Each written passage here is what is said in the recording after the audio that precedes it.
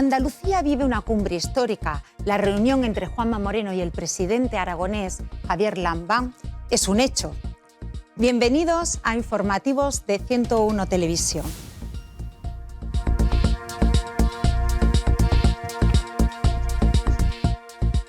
El año hidrológico está siendo un desastre y las precipitaciones no logran frenar el descenso del volumen del agua embalsada. Analizamos esta trágica situación. El presidente del Gobierno, Pedro Sánchez, viaja a Praga a la cumbre de líderes europeos. Los estragos que causa la guerra de Rusia en Ucrania, la energía y la situación económica son los tres temas más apremiantes. Y en deportes destacamos el estreno del Unicaja en el Basketball Champions League. El conjunto de Ivonne Navarro supera al Dinamo Sassari por 76-87, con un espectacular coverage. Un debut en la competición continental que disfrutamos aquí, en 101 Televisión.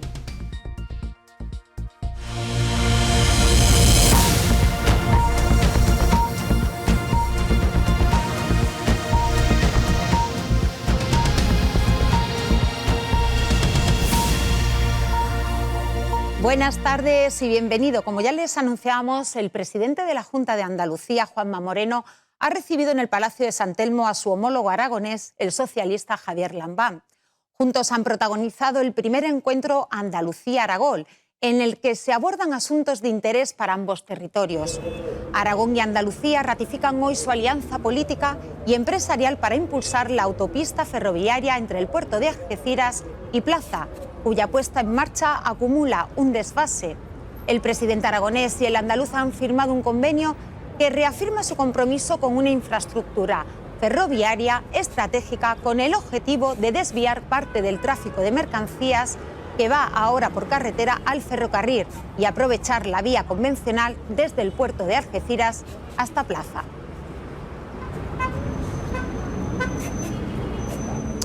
Al problema del transporte hay que sumarle la pertinaz sequía que está causando estragos.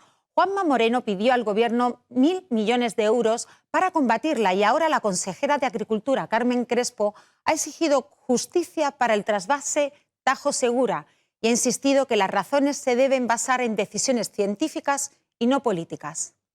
La consejera de Agricultura, Pesca, Agua y Desarrollo Rural, Carmen Crespo, ha solicitado al Estado que, por un lado, se corrija la injusticia que supone el recorte aplicado actualmente al trasvase Tajo Segura y, por otro lado, que se pongan las bases para que en el futuro no se siga ahondando en este problema.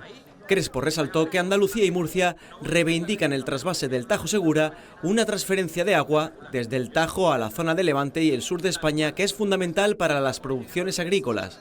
Donde se argumentaba científicamente la posibilidad en ese trasvase Tajo Segura que se pudiera transferir 20 hectómetros cúbicos del trasvase. Sin en cambio, la vicepresidencia del Gobierno de España decidió que solo se establecían 7,5 para cuestiones de abastecimiento, no teniendo en cuenta la situación de nuestros agricultores cuando científicamente, que es donde nosotros nos basamos, necesitan ese agua para seguir cultivando. La consejera andaluza también ha apuntado que el agua es un asunto social y económico fundamental para el Gobierno andaluz y ha resaltado la importancia de garantizar la suficiencia hídrica para el sector agroalimentario con el fin de que se pueda seguir creciendo y creando empleo, aumentando al mismo tiempo la sostenibilidad.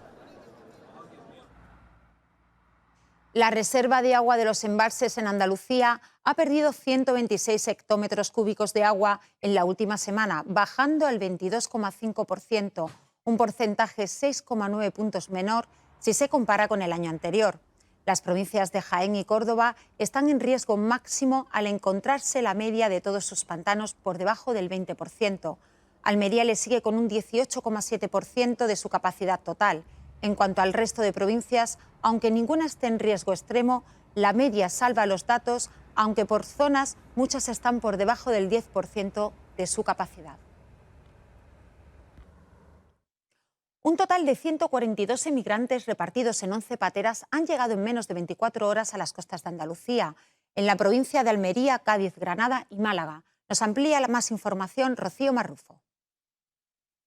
En menos de 24 horas han llegado casi 150 inmigrantes a nuestras costas andaluzas. Almería ha sido la provincia que ha registrado una mayor entrada de personas en situación irregular, con un total de 71 inmigrantes, mientras que Málaga con 28, Cádiz con 24 y Granada con 19, siendo Huelva la única provincia a la que no ha llegado ninguna embarcación. La última de las intervenciones ha sido en Almería, que ha consistido en un rescate a 14 personas, entre ellas una mujer y 2 menores de edad, después de que quedaran a la deriva por la falta de combustible, mientras que en Málaga han sido un total de 28 migrantes de origen magrebí, 2 de ellos menores, los que han sido rescatados en la pasada madrugada cuando se encontraban a bordo de una patera. Y a pesar de todo, según los datos oficiales, ha bajado el número de inmigrantes y de pateras que llegan a nuestra comunidad respecto al año pasado. El Gobierno acaba de lanzar una consulta pública para llevar a cabo la modificación de la metodología de cálculo para la tarifa regulada de eléctrica. El Gobierno propone elaborar una cesta haciendo un cálculo con los precios de los mercados a largo y medio plazo, pero también manteniendo la referencia de lo que ocurre en el pool diario. De acuerdo con la propuesta, la variación entre el precio máximo y el mínimo se reduce un tercio, pasando del 27% al 17% durante la jornada diaria y del 23% al 16% en la media mensual, durante el año completo. Una estabilidad de precios que daría certidumbre al consumidor final sobre el coste total de su factura de la luz. El Banco de España rebaja las previsiones de crecimiento para 2023 al 1,4%. La proyección del Banco de España sitúa el crecimiento 7 décimas menor de la previsión que ha realizado el Gobierno a la hora de elaborar los presupuestos. El Banco de España ha rebajado 1,5 puntos porcentuales la previsión de crecimiento de la economía para 2023 hasta el 1,4%, mientras que ha elevado la tasa de inflación del próximo año al 5,6, 3,1 puntos más de lo previsto en el mes de junio, debido a la evolución de los precios de la energía. El menor crecimiento del PIB previsto para el 2023 se basa en cuestiones como la inflación aún elevada, las condiciones de financiación menos favorables, el aumento de la incertidumbre y el debilitamiento de la demanda global, de acuerdo con las nuevas proyecciones macroeconómicas publicadas este miércoles por la entidad. La recuperación del nivel del PIB previo a la pandemia se retrasaría probablemente hasta el primer trimestre de 2024, unos 2 trimestres más tarde de lo proyectado por la entidad en junio. Y eso, desde luego, lo que sí hace una referencia muy grande, y lo decía yo también hace un par de días, a que pensamos que los presupuestos generales del Estado en ese sentido están desequilibrados. Porque, claro, si tú planteas un crecimiento pues que son 6 décimas o 7 por encima de las propias previsiones de crecimiento que tenemos nosotros, y sin embargo el gasto va a ser el que es, pues eso es más déficit o es un planteamiento, decirlo, que pensamos que debería mirarse. Después de sacar adelante la ley de memoria histórica, el Gobierno no tiene dudas en que la ley trans y la del bienestar animal se aprobarán hoy. María Mena tiene más detalles. Y es que bajo el lema "Mi opresión no es tu identidad", decenas de feministas se han concentrado este miércoles frente al Congreso de los Diputados para demandar que se paralice la tramitación de la ley trans. La manifestación ha tenido lugar en la víspera de que el Pleno del Congreso debata las enmiendas de esta ley, presentadas por el Partido Popular y por Vox. La Federación Estatal de Lesbianas, Gays, Trans, Bisexuales, Intersexuales y más ha lanzado un comunicado en el que lamenta la discriminación social que viven las personas trans por parte de determinados sectores políticos y colectivos que hacen llamarse feministas, según dicen, y que abogan por la desarticulación de este marco legal. Previsiblemente, los vetos del Partido Popular y de Vox no saldrían adelante este jueves, ya que no cuentan con los apoyos suficientes en la Cámara Baja, con la que la ley seguiría su tramitación parlamentaria. Francisco José Garzón, maquinista del tren Albia, no ha podido contener las lágrimas y solo ha respondido ante las preguntas de su abogado en la segunda jornada del juicio del accidente sucedido en la curva de Angrois. Francisco Garzón ha pedido perdón a las víctimas, alegando que fue un accidente que no pudo evitar. Decía, yo no es que sea responsable del resultado o la de las consecuencias de la conducción. Y otra cosa es que estaba al mando del tren, siendo responsable del mismo. Y por ello he pedido públicamente perdón a las víctimas. Quiero recordar con una carta que se publicó en la prensa, también un libro editado sobre el accidente, incluso en televisión. ¿Quiere decir terminar diciendo algo más sobre esto?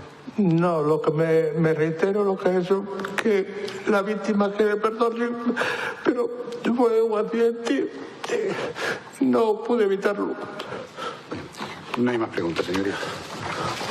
El presidente del Gobierno, Pedro Sánchez, viaja a Praga para participar en un nuevo foro que reunirá a 44 líderes europeos. La cumbre de líderes busca construir un nuevo orden sin Rusia. Fuentes españolas resaltan la importancia de una reunión de estas características en un momento como el actual, con la guerra en Ucrania y las consecuencias económicas y sociales que está provocando principalmente en Europa y también en todo el mundo. Mañana vamos a tener debates muy importantes. El primero, saben que hemos aprobado en el día de ayer un nuevo paquete de sanciones económicas a Rusia. España lo ha estado apoyando desde el primer momento. Damos un nuevo mensaje de unidad frente al agresor y de solidaridad respecto a Ucrania. Y en segundo lugar vamos a hablar de la evolución de los precios de la energía, las medidas que debemos tomar a nivel europeo y también todo el impacto que está teniendo sobre la inflación la guerra de Putin en Ucrania. ¿Saben cuál es la posición del Gobierno de España? No es nueva. Ayer hemos conocido la carta que ha enviado la presidenta de la Comisión Europea a todos los líderes de todos los Estados miembros. Nosotros nos reconocemos en esa carta. Reconocemos muchas de las propuestas que España ha venido defendiendo desde hace muchos meses, antes incluso del inicio de la guerra, en la carta y en las propuestas y en la línea de trabajo que está abriendo la Comisión Europea y la presidenta von der Leyen. En primer lugar, de fijación de un precio tope al gas, a todo el gas que importe la Unión Europea. En segundo lugar, las compras conjuntas y centralizadas de gas a terceros países. En tercer lugar, la reforma estructural del mercado de la electricidad. Y finalmente, todo lo que tiene que ver con la extensión de la fijación de un precio al tope del gas que genere electricidad.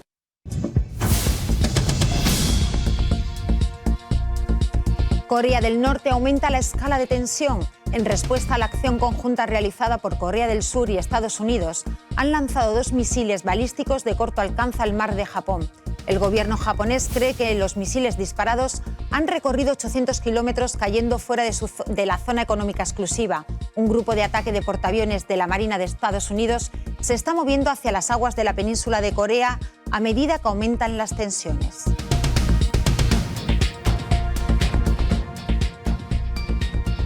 La alianza OPEP, liderada por Arabia Saudí y Rusia, ha decidido reducir su bombeo de petróleo en 2 millones de barriles diarios y a un precio más elevado. La OPEP acuerda el mayor recorte desde mayo de 2020, cerca del doble de lo que se esperaba. Esta decisión tendrá el mayor impacto negativo en los países de bajos y medianos ingresos, que sufren los elevados precios de la energía.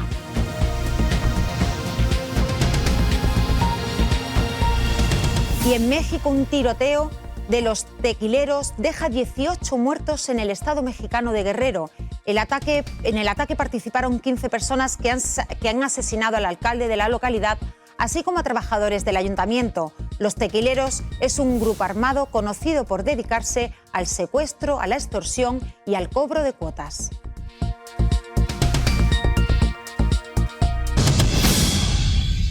La lucha de las mujeres iraníes se unen ahora las cantantes, activistas y actrices francesas que se han cortado el pelo en un vídeo.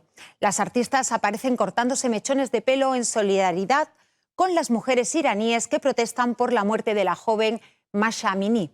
En Irán las movilizaciones continúan a pesar de la opresión y el balance de muertos ha aumentado a 154 víctimas. Educación hará un examen piloto en primavera para aprobar la nueva selectividad, que se implantará desde 2024. La idea del Ministerio es buscar el consenso con las comunidades autónomas, realizar menos exámenes y valorar más la madurez del alumno.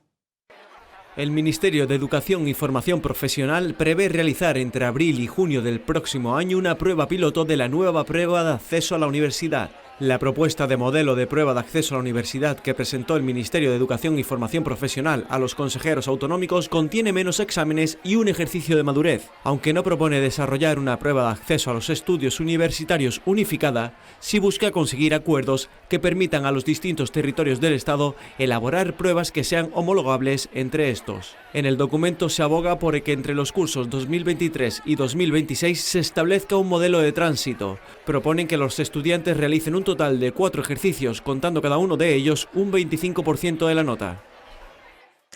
La Policía Nacional ha recibido 120 denuncias por pinchazos y la Guardia Civil otras 83, desde mayo hasta el inicio de agosto.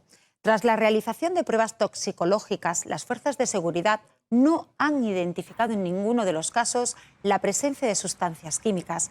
Más allá de estos resultados, las organizaciones siguen realizando un llamamiento al respeto, la responsabilidad y el consentimiento en las relaciones sexuales. España alcanza 52 casos de hepatitis de origen desconocido en niños, 4 más que hace un mes. Esta cifra, que es preocupante, tiene un análisis que nos acerca a Mar Portillo. España alcanza los 52 casos de hepatitis aguda de origen desconocido en niños. Son 3 más que el mes pasado, según los datos del Centro Nacional de Epidemiología. La mayoría de los casos se han dado en niños menores de 6 años, siendo en su mayoría niñas. 3 niños han necesitado trasplante de hígado, de los cuales 2 han fallecido. Por comunidades autónomas, Madrid es la ciudad donde más casos se han detectado, seguido de Cataluña, Galicia, Baleares y Andalucía. En enero de 2021 se contabilizaba el primer caso. Y ya son 22 países europeos donde se está dando esta hepatitis. A diferencia de lo observado en Reino Unido, España es el único país donde no se ha detectado una causa común. En España viven 120.000 personas con parálisis cerebral. El 80% de ellas tienen grandes necesidades de apoyo y precisan ayuda de otra persona 24 horas al día, 7 días a la semana. Este año, bajo el lema Yo decido, la Confederación Aspace se movilizará para reivindicar el derecho a la vida independiente de las personas con parálisis cerebral, tal y como se desgrana en la Convención Internacional de las Personas con Discapacidad de la ONU, que organiza en estos días actividades para que cualquier persona que se acerque a las mesas en cuestión puedan experimentar las barreras que viven las personas con parálisis, y se les invita a apoyar esta campaña que quiere que las personas con parálisis cerebral tomen decisiones sobre su propia vida. De otra persona para comer. Yo necesito apoyos para comunicarme, pero decido qué sistema de comunicación prefiero. Yo necesito apoyos en mi día a día, pero yo decido si vivo en una residencia o en un piso. Es mi vida y son mis decisiones y yo decido cómo vivirla. Hoy, 6 de octubre, se celebra el Día del Cine Español. En recuerdo de una de las grandes cintas de nuestro cine, Esa pareja feliz, por este motivo hemos salido a preguntar ¿cuál es la película favorita de los espectadores? Podría decirte que Los lunes al sol, de Javier Bardem, o alguna más reciente como por ejemplo El buen patrón, que se ha hablado mucho de ella y está muy bien. Las dos son de Javier Bardem, pero bueno, por decirte algún malagueño actor como Antonio de la Torre, también tiene películas muy buenas como La trinchera infinita, que es una gran película. Pues mi película favorita española se llama Hogar y la interpreta Javier Gutiérrez y Mario Casas. Pues Torrente es la película favorita española. Hay varias, pero la de Torrente la que más me ha gustado. Mi peli favorita ha sido ahora Modelo 77, la que trabaja Miguel Herranz y Fernando Tejero. Pues porque narra la vida que tenían los obreros del campo en aquella época en Extremadura, cómo vivían. Y sobre todo por la interpretación que hacen los actores, como es Raval y Landa y Juan Diego, hacen una interpretación extraordinaria, por eso me gustó. La previsión del tiempo para este viernes 7 de octubre en la provincia de Málaga se presentará con los cielos poco nubosos, con intervalos de nubes altas e intervalos de nubes bajas y brumas matinales en el interior. Las temperaturas con pocos cambios, salvo en el interior donde localmente las mínimas descenderán y las máximas ascenderán. Los vientos serán de componente este flojos.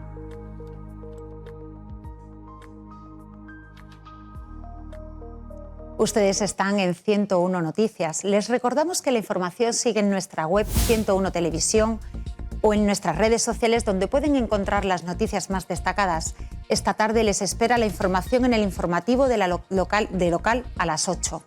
Nos despedimos deseándoles que tengan un día de cine en la celebración del Día del Cine Español, a través de diferentes actividades y más de 200 proyecciones en más de 90 localidades. Esta celebración reconoce el papel de las y las cineastas y su influencia e importancia en la vida cultural y social de nuestro país. Y como siempre, sean felices.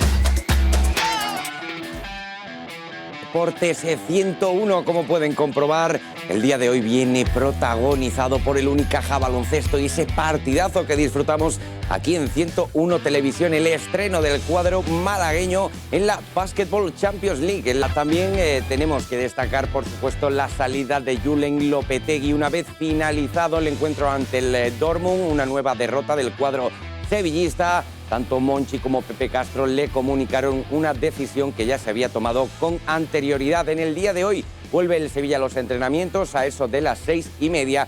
Veremos si lo hace o no con Jorge Sampaoli. Y seguimos en Sevilla, puesto que tenemos que hablar también de un Real Betis que se ha trasladado hasta Roma para enfrentarse allí al equipo de Mourinho en el Olímpico. Un Betis que es líder de grupo, cuenta con 2 partidos, 2 victorias ante el HJK y ante el Ludogorets, y quiere dar un golpe encima de la mesa ante, como decimos, la Roma de Mourinho. Un Real Betis que para nada estará solo en Roma, puesto que se desplazarán hasta allí casi 3.500 betis. Y para finalizar, el Costa del Sol, el conjunto de las Panteras malagueñas superó ayer al balonmano Granollers en el pabellón Pérez Canca de la ciudad deportiva Javier Imbroda. Un nuevo triunfo que permite a las Panteras malagueñas continuar en esa zona noble de la Liga Guerreras Iberdrola.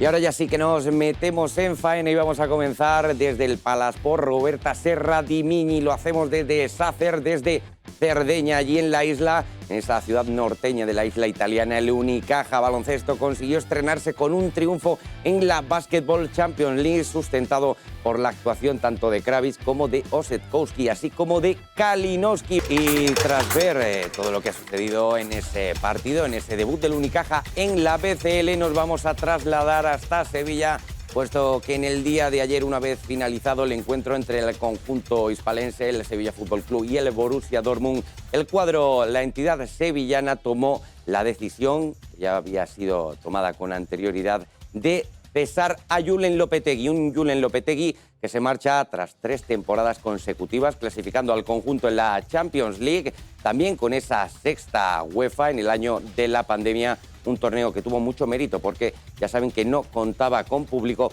pero al que le ha terminado de dar la puntilla los resultados de este comienzo de año, de esta temporada 2022-2023. Tras caer ante el Borussia de Dortmund por 1-4 en otra desastrosa actuación del Sevilla en Champions, Monchi y Pepe Castro hicieron efectiva la decisión que ya habían acordado previa al encuentro: ejecutar a un Julen Lopetegui denostado por los resultados y muy alejado de la afición. Por eso, y justo tal y como se produjo el pitido final, el técnico vasco ya sabía lo que le esperaba. Sí, así me lo han notificado tanto el presidente como el vicepresidente y me lo han comunicado verbalmente y me han dicho que dejo de ser entrenador del Sevilla. Sí. Con esta destitución, la entidad sevillista pone fin a una etapa prodigiosa del club en la que se han conseguido hitos como la sexta Europa League en la historia del club o clasificar a la Champions League en 3 temporadas consecutivas. Pero también queda el récord de puntos en la Liga Santander, los 77 puntos de la temporada 2020-2021. En total, Lopetegui ha dirigido al Sevilla en 170 ocasiones, de las cuales 121 han sido en Liga, 15 en Copa del Rey, 16 en la Europa League, 17 en Champions League y 1 en la Supercopa de Europa. Unos números que le convierten en el quinto técnico con más partidos oficiales de la historia sevillista, así como el tercer mejor entrenador en referencia a las victorias oficiales, solo por detrás de Caparrós y de Emery. Solo falta decir, suerte, Julen. Y tras esta decisión tomada en las oficinas de Nervión, tomadas en las oficinas del Sánchez Pizjuán, hemos decidido salir en el entorno del estadio sevillista para conocer cuál es el pulso que piensa la afición de este cese de Julen Lopetegui como técnico del Sevilla. Lo vemos porque está cuanto menos dividida. Creo que no se está teniendo un comportamiento con él, con su profesionalidad y con todo lo que ha dado en el club en estos 3 últimos años, que nos ha dado plata, nos ha dado títulos y clasificaciones a Champions. Pero bueno, si han decidido que tiene que haber un cambio de entrenador, pues y el León lo apoya, pues nada, pues cambiaremos de entrenador y que pase el siguiente. Claro, la afición estamos equivocados con echar al entrenador. El partido está jugando bien, no entran los goles, no podemos hacer más. Todo no se puede empezar ganando todo el año. Unos partidos se perderán, otros se empatarán. Bueno, el equipo no está mal dentro de lo que cabe. Se han vendido 2 grandes jugadores y nos han traído unos refuerzos como ellos. El fútbol, quien primero cae el entrenador, lo van a destituir a 20 y tantos jugadores. Él ha sido un poco cabezón y bueno, él tendrá sus motivos. Y por otro lado también es verdad que pienso que la directiva y cuerpo técnico no le han dado este año los fichajes necesarios. Y también considero que la manera de destituirlo no es la correcta. Se le debió de echar hace bastante tiempo y para mí los responsables son los que se sientan en el palco, que deberían de haber tomado una decisión muchísimo antes. Ahora Lopetegui tiene que cargar con el peso de la mala gestión de la directiva. Y seguimos hablando de Lopetegui, ahora vamos a escuchar al protagonista cómo se sentía al término del encuentro una vez que ya se le había notificado ese despido, ese cese. Escuchamos a Julen Lopetegui, escuchamos al técnico guipuzcoano. Sí, ahora han sido 3 años espectaculares, históricos, donde hemos conseguido grandísimos hitos.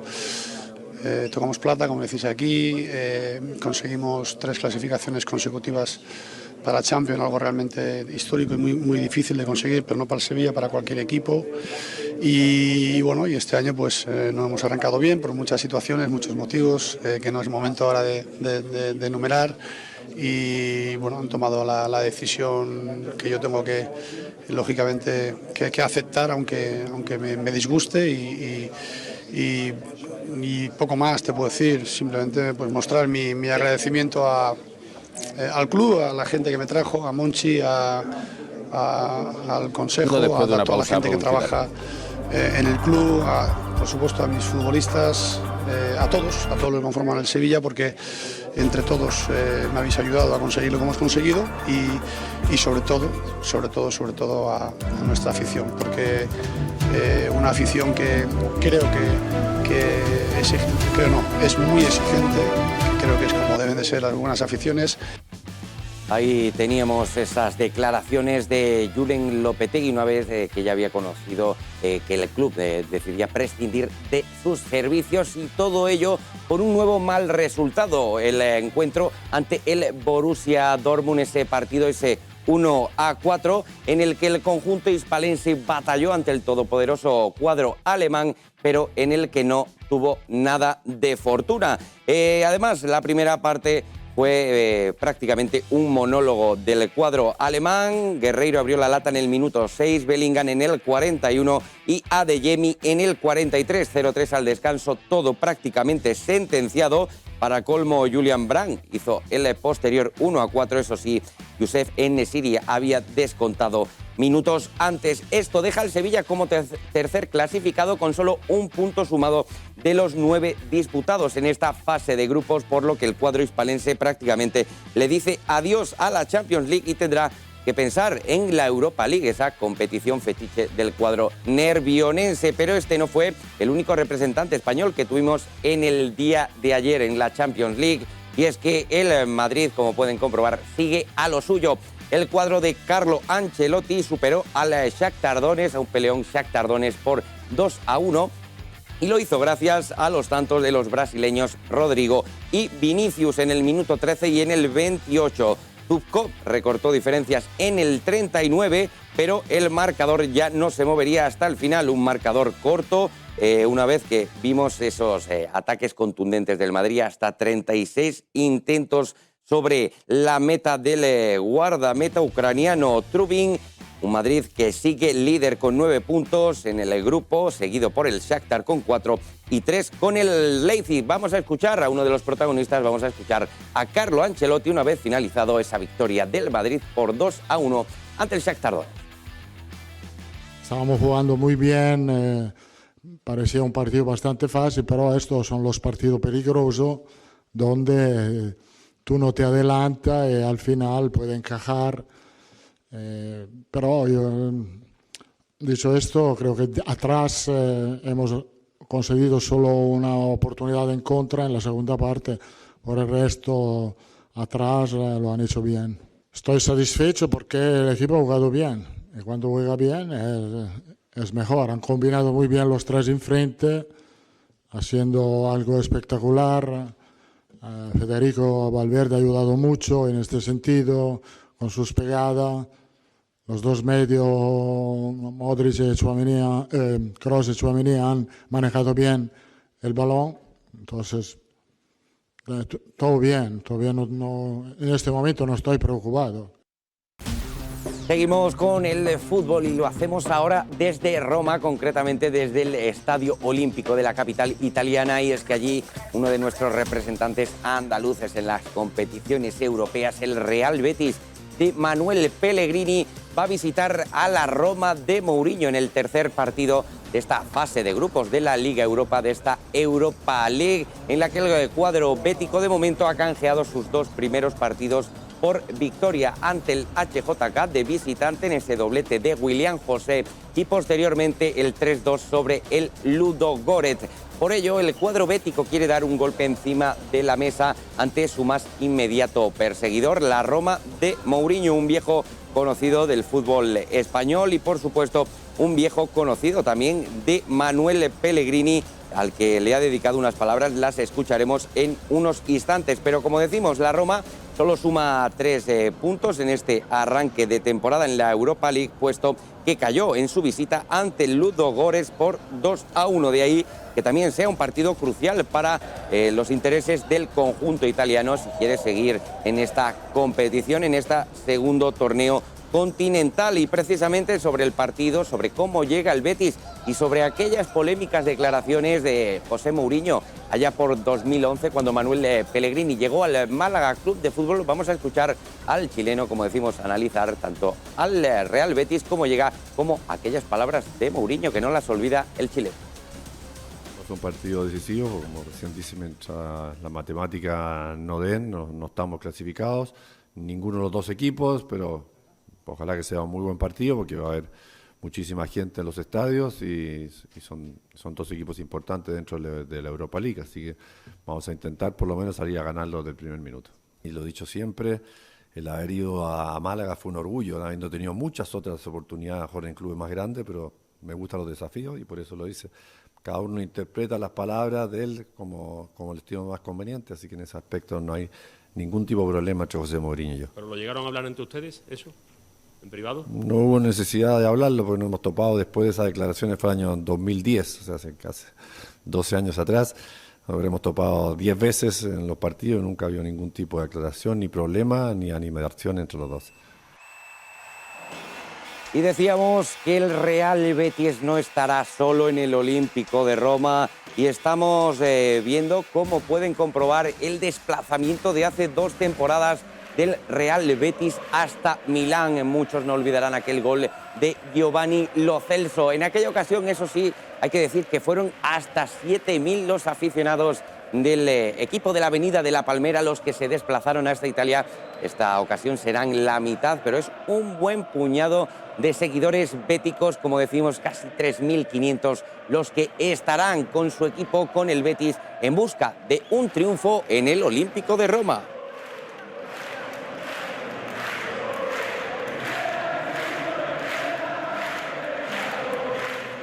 Y recordarán que el lunes, según publicó el diario británico The Times, Ucrania podía ser parte de la candidatura ibérica entre España y Portugal. Pues bien, en el día de ayer, en esa reunión anunciada en Nyon, se ha confirmado que el país ucranio se une de esta forma a la candidatura ibérica para albergar ese posible mundial en 2030. Una Ucrania que tendrá, eso sí, un papel secundario, puesto que a priori solo acogerá encuentros de la primera fase, de la fase de grupos. Vamos a escuchar al presidente de la Real Federación Española de Fútbol, Luis Rubial. Estamos felices, primero del apoyo de UEFA, que ha permitido pues que esta idea que teníamos salga adelante, y en segundo lugar, pues por supuesto, de nuestros gobiernos y jefaturas de Estado, que es muy importante que estén a nuestro lado en un proyecto tan importante para la sociedad española, portuguesa y ahora también ucraniana desde los próximos años. Hay un lugar considerado sede institucional, que es Madrid. Hay otro lugar considerado sede administrativa, que está dirigida por Antonio Laranjo, que está aquí presente en la sala, que es Lisboa. Eso va a continuar siendo así. Ahora es el momento para que la delegación ucraniana se una, pueda trabajar con nosotros. Es un momento muy inicial en el que lo que queríamos pues dar a conocer es esta candidatura. Y desde Nyon nos marchamos hasta la ciudad deportiva Javier Imbroda, concretamente al pabellón Pérez Canca, para ver una victoria, un nuevo triunfo de las Panteras malagueñas del balonmano Costa del Sol. Las pupilas de Suso Gallardo impusieron su ley ante el balonmano Granollers, como decimos, como locales por el resultado de 24-22. Un partido que supone el pistoletazo de salida a una semana dura para el conjunto malagueño, que se desplazará hasta Rumanía para comenzar su camino en la EHF European League, la segunda competición europea de balonmano femenino en el que se van a estrenar las chicas de Suso Gallardo. Al término del encuentro compareció en zona mixta la capitana, la pantera Sole López, para hacer un análisis de esta victoria y de cómo va a afrontar el equipo ese debut en la competición europea. Ha sido ajustado prácticamente los 60 minutos, excepto creo que el final de la primera parte casi nos hemos metido un pequeño empujón, pero luego otra vez, ¿no? Creo que hemos bajado sobre todo de cara a portería, que hemos seguido fallando y hemos bajado la intensidad defensiva, y de ahí ese marcador tan ajustado. Estamos sumando, ¿no? Que es lo importante, sumar partido cada fin de semana y seguir estando ahí. Pero creo que tenemos que cambiar un poco, porque al final si juegas con fuego te queman, ¿no? Y creo que esto nos debe de servir para seguir aprendiendo y que no nos vuelva a pasar, porque en otras circunstancias puede ser que llegues así y no puedas sumar al final te quedes sin puntos, y entonces creo que esto nos debe de servir para seguir trabajando, seguir cogiendo confianza y hacia adelante. Tenemos poco tiempo, pero tenemos que cambiar ya el chip. Nos vamos el fin de semana a Rumanía, esta nueva competición, que creo que tenemos muchísima ilusión, muchísimas ganas